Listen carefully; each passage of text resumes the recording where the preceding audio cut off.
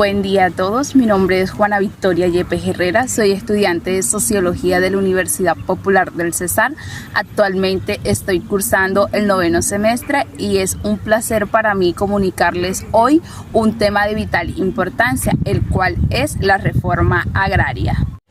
Iniciamos dándole respuesta a la siguiente interrogante: ¿por qué se habla del problema agrario en Colombia?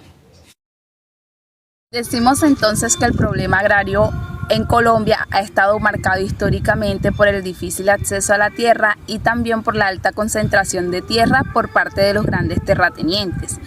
Se dice que la lucha por la tenencia de tierra ha sido una constante en la historia de nuestra nación, que se puede vislumbrar desde los tiempos de la colonia hasta nuestros días, en donde la tierra ha adquirido un valor como generador de riquezas vinculado al prestigio social, al poder de las élites e incluso al poder de aquellas personas poseedoras de tierra. En este punto se estarán preguntando ustedes qué es la reforma agraria. Principalmente iniciaremos dando una definición etimológica de la palabra reforma y posteriormente de la palabra agrario. Etimológicamente, la palabra reforma proviene del latín reformare, que significa volver a formar, rehacer o dar nueva forma. Por su parte, la palabra agrario proviene del latín agrarius, que significa relativo o perteneciente al campo. Se dice que la reforma agraria es un tema estratégico para resolver las diferentes problemáticas que afectan al país, tales como el desplazamiento forzado, la violencia en el campo, el desempleo, la pobreza y el narcotráfico. Se dice entonces que la reforma agraria es un tema pertinente para darle una nueva forma al campo, o bien sea a la tierra laborable diferente a la preexistente o preestablecida. Desde una perspectiva teórica, Doren Warner dice que la reforma agraria generalmente significa la redistribución de la propiedad de la tierra en beneficio de los pequeños agricultores y trabajadores agrícolas. Por su parte, Dorner dice que toda reforma agraria consiste fundamentalmente en una serie de cambios sustanciales y deliberados en el régimen de tenencia de la tierra, o sea, en la propiedad y control de los recursos de la tierra y agua. Teniendo en cuenta por qué se habla del problema agrario en Colombia y qué es la reforma agraria, es necesario tocar una perspectiva histórica. Por tal razón, hablaremos de la evolución histórica de la reforma agraria en Colombia, en donde estaremos tocando 11 periodos importantes. Periodo 1, titulado La vida agraria precolombina, que comprende el año 1200 y el año 1498.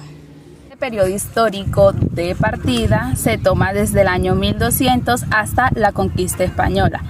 En este periodo histórico se muestra de forma general los principios de la estructura agraria precolombina, donde la tenencia de la tierra era un derecho de los indígenas coordinado por los mandos altos de las clases sociales diferenciadas y que eran heredados a las nuevas generaciones. Además del derecho a la propiedad privada de la tierra, existía la obligación de trabajar las tierras de los jefes de las tribus, para así producir excedentes comercializables.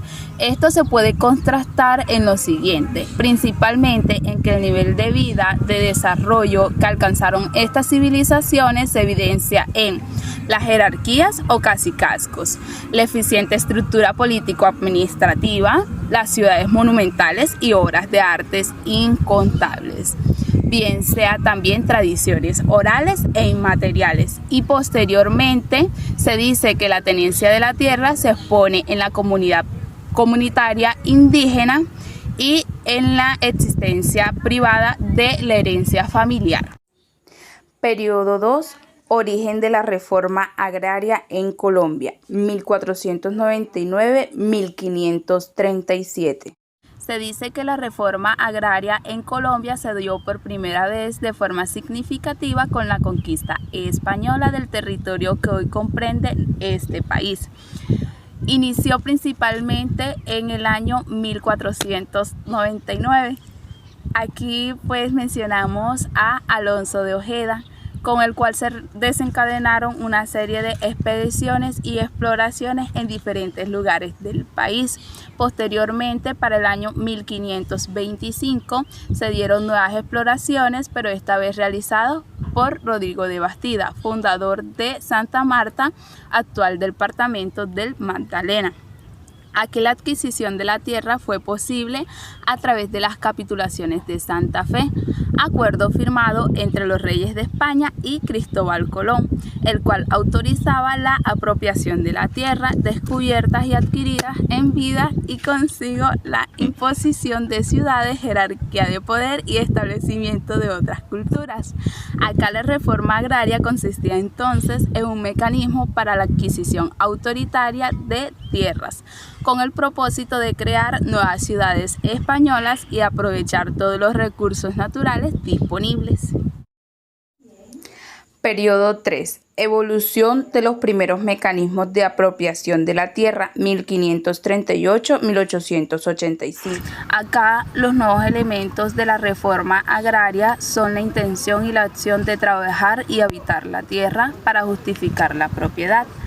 También surgen nuevos mecanismos de protección y privilegios para las comunidades indígenas, como los resguardos, y la evolución del concepto de reforma agraria en este periodo se dio en dos etapas. Una inicial en la que persistía la adquisición de tierra por parte de la corona española a través de las cédulas reales, y una segunda etapa como un mecanismo para la adquisición de la tierra a través de los títulos de propiedad regidos por leyes. Periodo 4. Inicio de las leyes de tierra, 1936-1961. En este periodo se tiene una nueva perspectiva de reforma agraria. En este sentido, el concepto de reforma agraria se entiende como un mecanismo para la apropiación y redistribución de la tierra, en el cual el factor social representa una relación especial a través de un contrato de aparcería, en el que el arrendatario trabajaba la tierra del propietario bajo ciertas condiciones. Acá es fundamental resaltar la Ley 200, también denominada la Ley de Tierra, la cual pretendió corregir las problemáticas de dominio y concentración de la propiedad rural y estableció la figura de extinción de dominio de terrenos baldíos. Y posteriormente la Ley 100 de 1944, que pretendió establecer los contratos de arrendamiento y aparcería como una utilidad pública.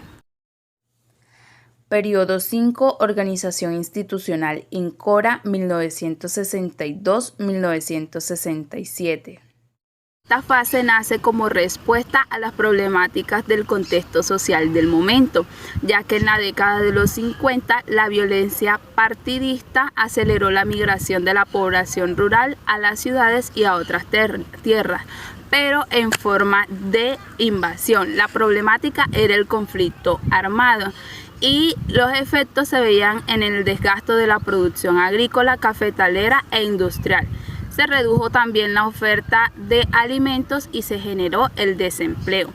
Acá se dio una nueva reforma agraria con la Ley 135 del 13 de diciembre de 1961.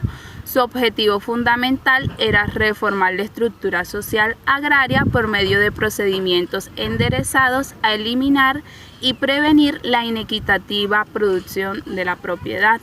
Se creó el Instituto Colombiano de Reforma Agraria y también el Fondo Nacional Agrario y la figura de procuradores agrarios, donde tenían tres lineamientos: la dotación de tierras a campesinos que no tenían tierras, la adecuación de tierras para incorporarlas a la producción y la dotación de servicios sociales básicos. Y también se definió la unidad agrícola familiar. Periodo 6. Consolidación institucional, 1968-1972. En esta fase por primera vez se considera de gran importancia la opinión de los campesinos por parte del Estado. La nueva forma de la estructura agraria no solo contempla al campesino como un factor o elemento, sino también como un actor que expone sus puntos de vista. Aquí, ante algunos inconvenientes en la operatividad de la Ley 135, se da una nueva fase con la Ley Primera de 1968. Esta ley fue conocida como de arrendatarios y aparceros. Acá se abre paso a la extinción de dominio por vía administrativa de las tierras inadecuadamente explotadas. Periodo 7, declive institucional, 1973-1982. En este periodo el concepto de reforma agraria se mantuvo como mecanismo para cambiar la estructura agraria con una forma diferente de dar espacio a la distribución de la tierra, justificando el título de propiedad mediante los mínimos de productividad establecidos por el INCORA y de acuerdo con las condiciones ambientales de la zona, el mercado y la vocación de los suelos principalmente, y no por el tiempo de duración en producción como se contemplaba en las leyes anteriores. Acá surge principalmente la Ley 4 de 1973 para mitigar los efectos de la Ley Primera de 1918. Esta ley surge como estrategia complementaria a los programas de reforma agraria que dio origen al desarrollo rural integral. También se creó el Fondo Financiero Agropecuario mediante la Ley 5 de 1973 y asimismo se estipuló la Ley Sexta de 1975, una ley de aparcería la cual entró a reformar la Ley Primera de 1968. Periodo 8, reestructuración institucional, 1983-1987. El concepto de reforma agraria en esta fase resalta el interés de dar nueva forma al factor humano, que en esos momentos presentaba una profunda crisis. El factor institucional en este periodo actuó como un instrumento que afecta tanto la distribución de la tierra como los problemas sociales del momento. En este periodo, el INCORA adquirió nuevos objetivos ubicados en un contexto de guerra en el campo, como la pobreza y el desplazamiento forzado. Acá en este periodo se da la Ley 35 de 1982 o la Ley de Amnistía, la cual autorizó a la institución de la reforma agraria para negociar y comprar tierras con precios inferiores al avalúo comercial fijado por el Instituto Geográfico Agustín Codazzi. Periodo 9, impulso institucional hacia el mercado de tierras, 1988-1993. En este periodo la acción del INCORA se vio favorecida por medidas del Estado a través de la Ley 30 de 1988, establecida en el gobierno de Virgilio Barca, la cual continuó con la dinámica de los cambios establecidos en los recursos otorgados por el INCORA. La Ley 30 se caracterizaba por abordar objetivos tales como la ejecución coordinada de los distintos programas de entidades públicas, la creación de zonas específicas de reforma agraria, la construcción de obras de infraestructura vial para acceder a dichas zonas, la creación del Fondo de Capacitación y Promoción Campesina y también el avalúo de los predios por parte del Instituto Geográfico de Agustín Codazzi para determinar su valor comercial. Periodo 10, mercado de tierras, 1994-2002. En este periodo, con la Ley 160 de 1994, se realizaron nuevos cambios profundos en el concepto de reforma agraria tradicional o clásico y se pasó a un mecanismo en el que la propiedad se adquiría a través de la compra directa por parte de los campesinos. Acá el concepto de reforma agraria en esta fase consistió en un mecanismo para afectar la estructura agraria a través de la redistribución de tierras por el mercado, mediante la compra directa de tierras por parte de los campesinos, subsidiada de parte parcial por el Estado y mediada por la acción institucional del INCORA. Acá el objetivo que perseguía esta nueva reforma no variaba en mayor medida con los estipulados en la ley que reemplazó. Periodo 11, cambio institucional, INCODER, 2003-2010. El cambio institucional es promovido por el Decreto 1300 del 2003, por el cual el INCORA fue suprimido y reemplazado por el Instituto Colombiano para el Desarrollo Rural, INCODER.